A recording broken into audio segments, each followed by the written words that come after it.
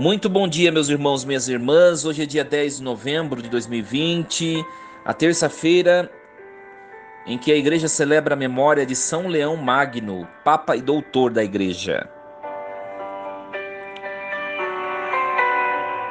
Meus irmãos, São Leão Magno nasceu no que hoje é a Itália, no finalzinho do século IV e morreu em 461.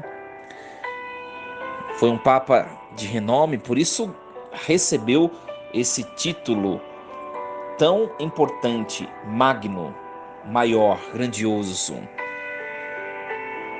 Em sua época, ele demonstrou grande habilidade nas relações com a Igreja Oriental. Este Papa viveu, meus irmãos, numa época de muita controvérsia doutrinal, teológica.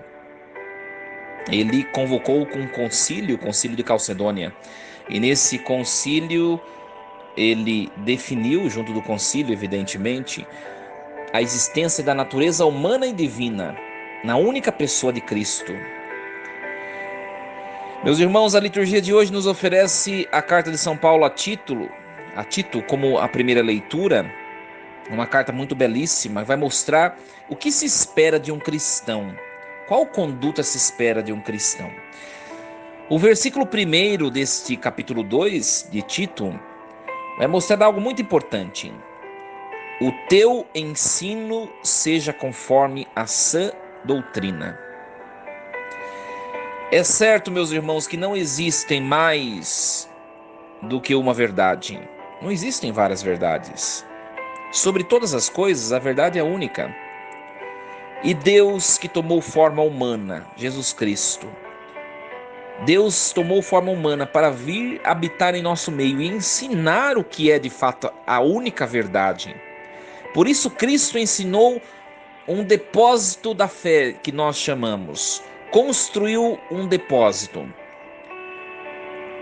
Construiu, junto de seus apóstolos, um arsenal de verdades doutrinais e entregou para que os apóstolos guardassem e defendessem essa doutrina.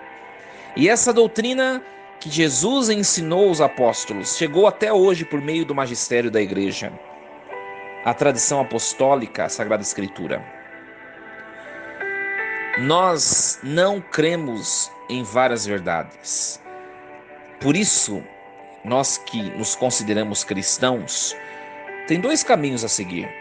Ou nós nos dizemos cristãos, crentes em Cristo, mas abraçamos de fato, meus irmãos, toda a doutrina ensinada por Cristo. Ou nós não podemos dizer que somos cristãos.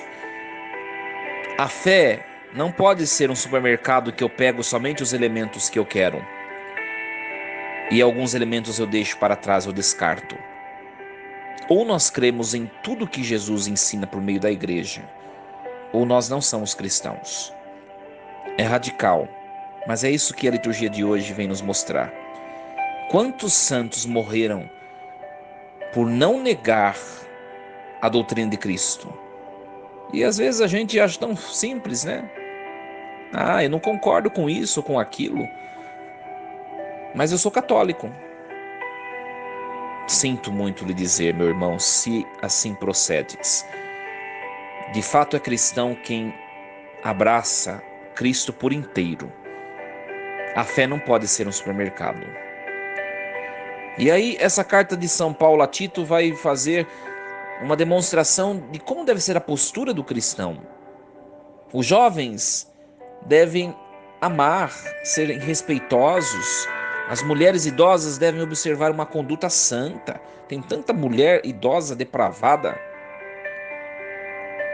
ou com posturas que não se esperam de pessoas idosas.